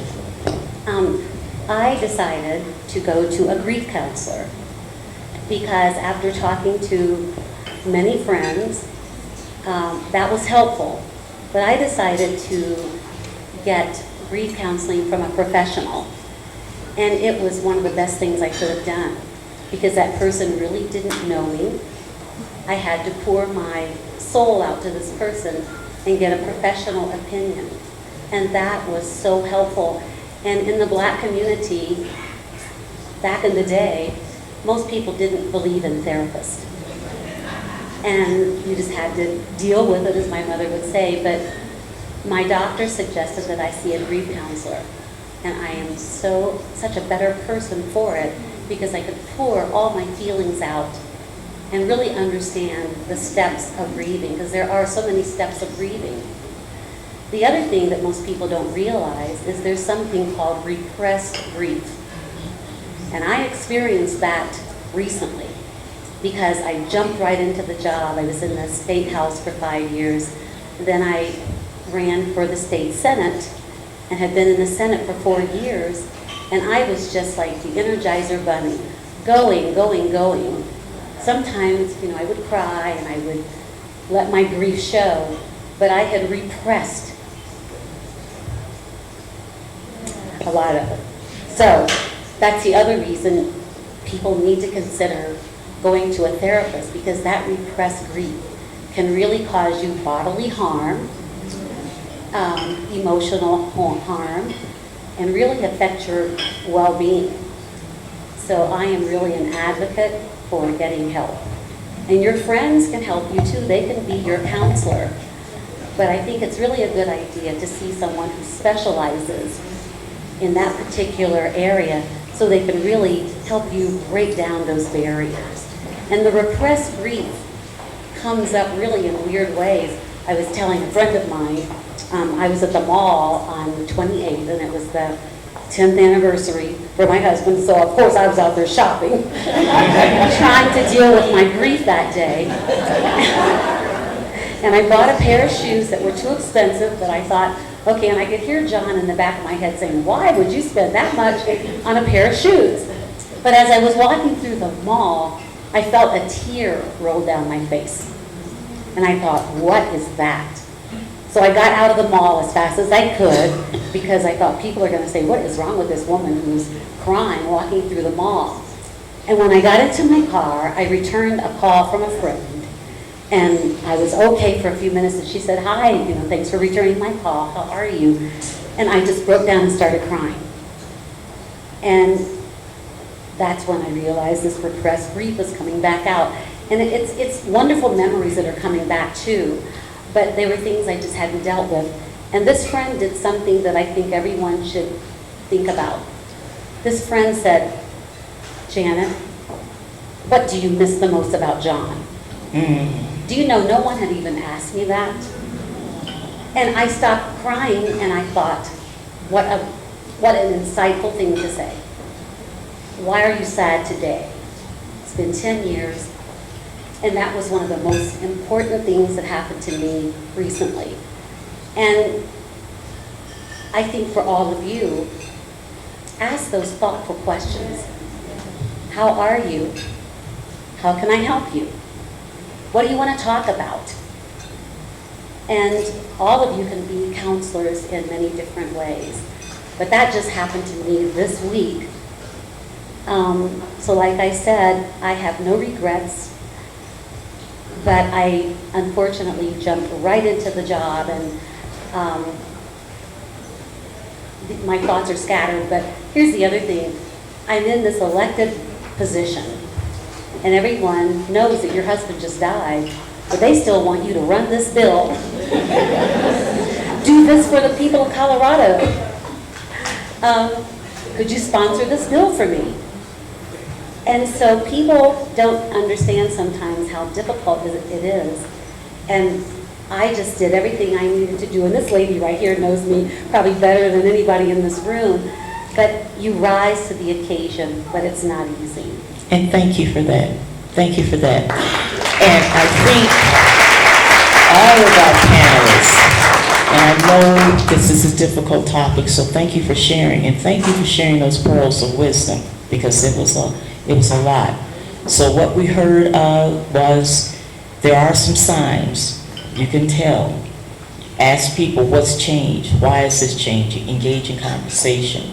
The first conversation, if you see someone that you think with drug misuse or abuse, it's that very first question that you ask them is a very important one. So you have to be thoughtful to bring them in and saying what's changing with you.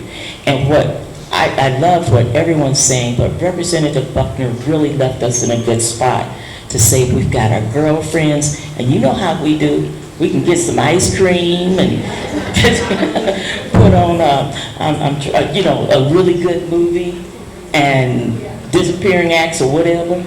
You know, those of you in the room who's old enough know or remember disappearing acts. But we know that. But Representative Buckner, as well as some of the others, commented, sometimes we need therapy as well. And that's an okay thing, and it's not stigmatizing. So thank all of you for being willing to share your stories. Really much appreciated.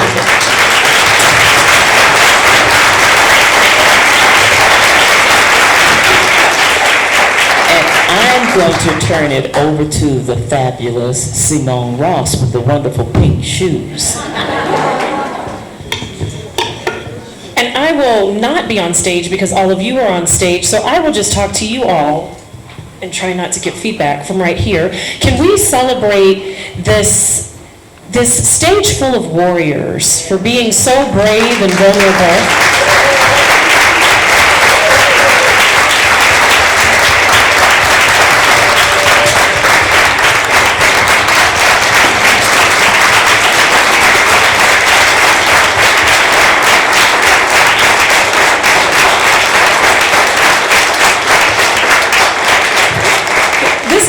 wasn't easy ever, and I'm going to keep it a buck. It's not easy in a place like Denver, because Denver has a tendency to be something that we affectionately call Denver-y, to where everybody knows you, and everybody knows a piece of your business, or they think that they do.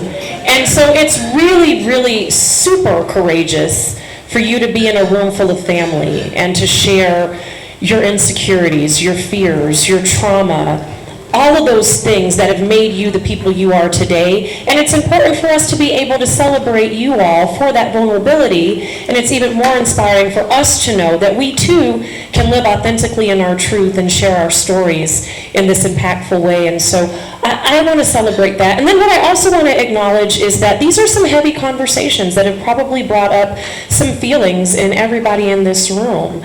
And so if you do need to reach out and get support, you all probably now have a Rolodex of phenomenal experts that can help you if you just felt triggered by something or a conversation that we had. Look here, I have a therapist, a tarot reader, a pastor, an Ifa priest,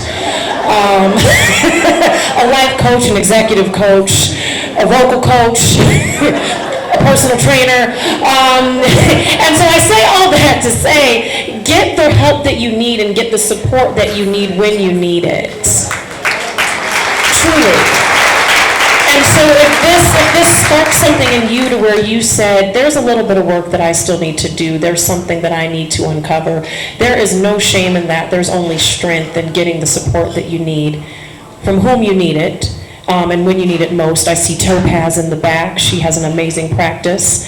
All of these people up here. So just please remember to take some time out to do that work, because you can't do the work externally until you effectively do the work internally.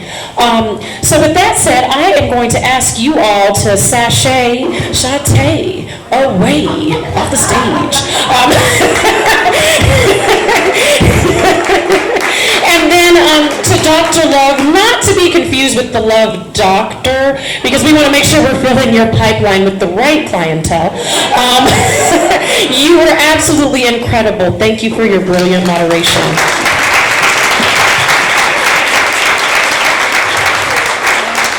So I get to welcome someone that I really love, and I've always loved her as a kid growing up and seeing this fabulous woman. And now that I guess I'm adult, or I play one on TV, I get to be mentored and spend a lot more time with Miss B. Harris. And so B, come up and share some remarks and do some presentations, and let us celebrate you. Let me just start with this, because I was going to talk about Laura Tyler. She's the best event planner in the city of Denver. Okay? She is on everything, whenever, everything that needs to be done. I also want to just say that, that video that we did, my editor, Ruby Jones, she is another phenomenal part of my team, and she's got, she's got a couple kids that's got some things going on today, so I just want to say that, she has been phenomenal with working with the Denver Urban Spectrum. I had some notes on my phone, but I forgot my phone over there, so I'm just going to have to say, what I kind of want to say from the heart, I guess. Right now, just in case, okay, thank you. Right now, these stories, my mom is not here, my mother is not here, but she is here in spirit. I think she's been, I wasn't gonna cry.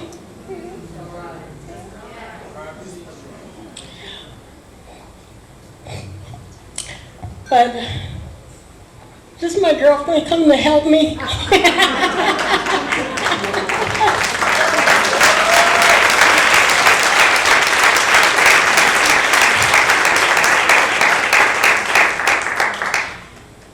And I know we'll cry together because she knew my mother very well. But she is here in spirit with me, and I know that she has been guiding me to do this. But you know, these stories, so this luncheon is not just about my mother. It's about all of us and all of you and everyone else that, you know, because we all have stories, you know, they need to be told, you know, they need to be told. And they're just a variety of them. You know, I look at, you know, I hate to look in the room, but I look at Dolores Roush over there because she lost her husband. I know she's been grieving for many years. You know, I know there's some other folks here that have gone through sexual abuse, you know, and I won't even mention them, but you know who you are, you know, and the domestic violence, you know, but it's you know, it's a difficult, you know, the stories can be very difficult, and they're long range. I mean, it's been 16 years since my mom passed away, but I'd see her every day because I got a picture of her in my house, in every room in my house.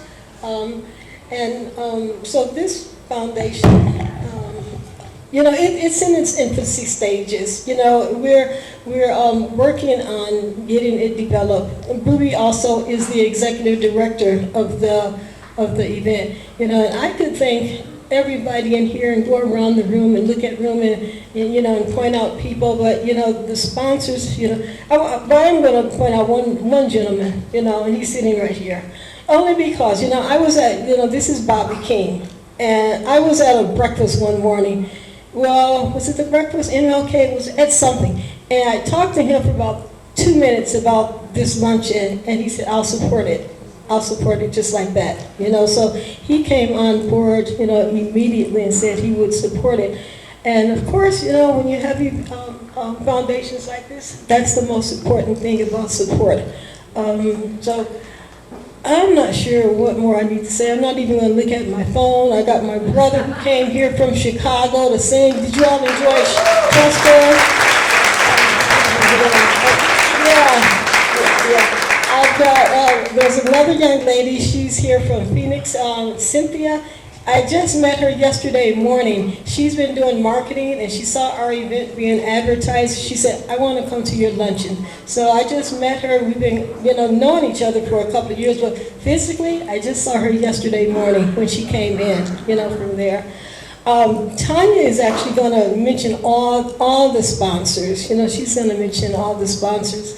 And, you know, I guess this would be a good time just to introduce her. And Tanya, you're over here, okay.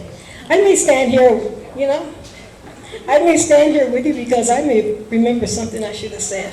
Okay? Yeah. You can talk whenever you want. Hi, I'm Tanya Ishikawa. I've been working with Bee since 2006. She's given me amazing opportunities to learn and grow and help her with some amazing projects. I am here to give our acknowledgements. This event would not be possible without the generous support of many people and organizations. It's my honor to acknowledge a long list of friends and supporters who helped this happen. First, let's recognize our partners who gave us sponsorships for the event.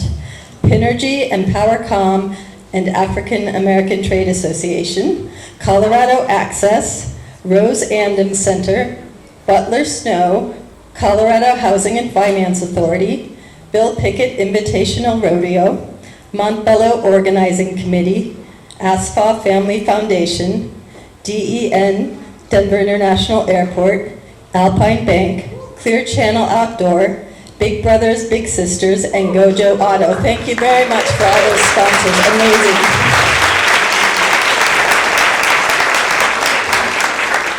We also want to express our appreciation for those who made donations and purchased tickets. Many people who couldn't even come today purchased tickets so that others could come in their place and enjoy this event.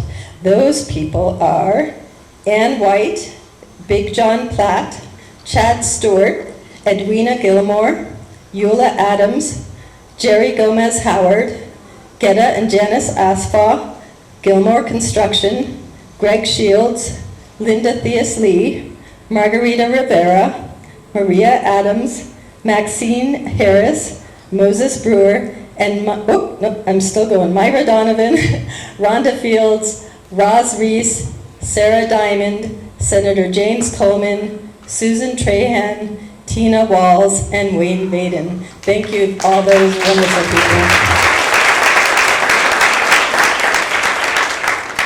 Now we'll give a special thanks to our volunteers who gave of their time and hearts over the last several months to make this event happen. And some of them even showed up to Bee's sweatshop to produce jewelry, AKA your napkin rings. So these napkin rings were created especially for this event, and please do take them home. Those are for you, gifts from the volunteers in the committee and Bee. And the bookmarks as well, please.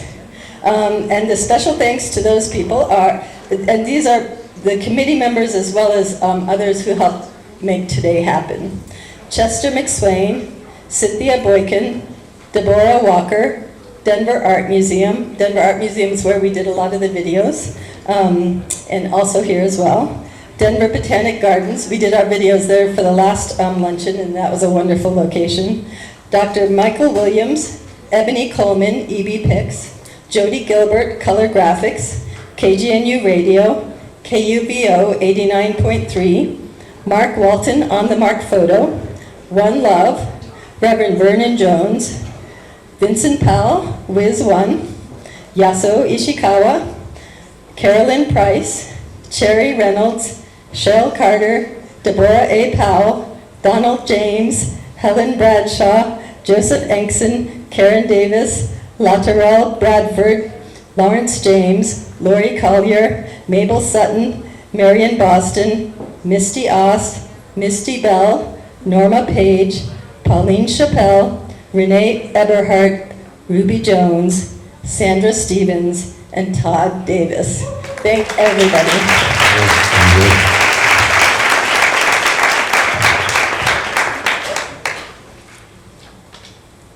I think I'm done with what I need to say, but I do have the awards for Rose, you didn't get yours, and we've got some things for the honorees and also the community experts. So I need to, you walked away too quick, but I'll bring it to you, okay? So, who's next? I'm done. Give it up again for my sister-in-law, Bree. We Jones from Urban Spectrum. Thanks for inviting me. You are so wonderful and beautiful to me.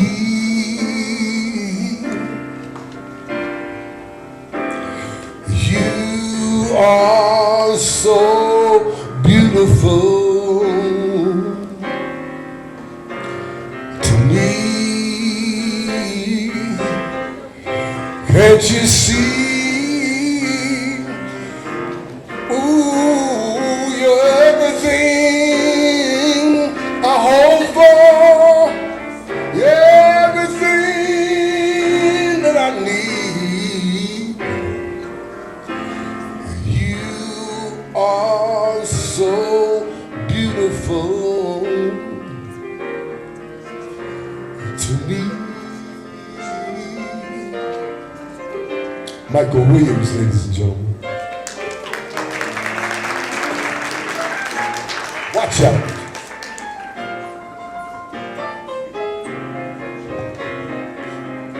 Take your time.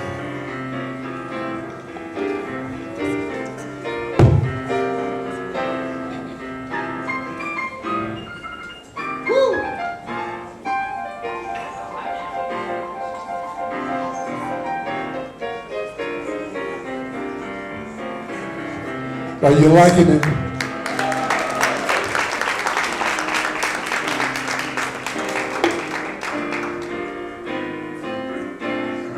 Woo.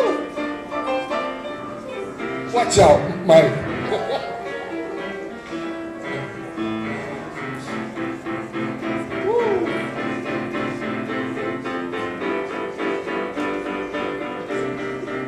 This is the band.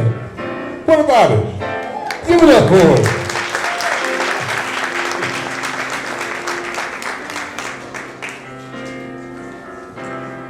You are so beautiful to me.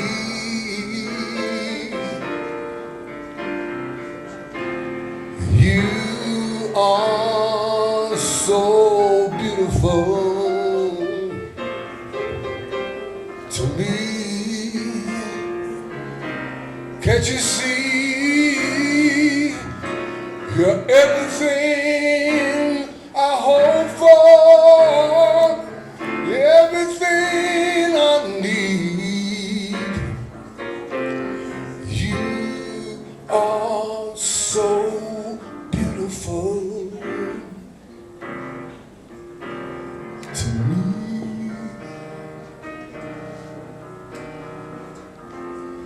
You are so beautiful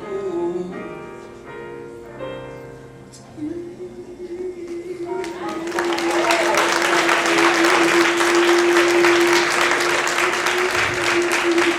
Thank you so much. Tell us the story.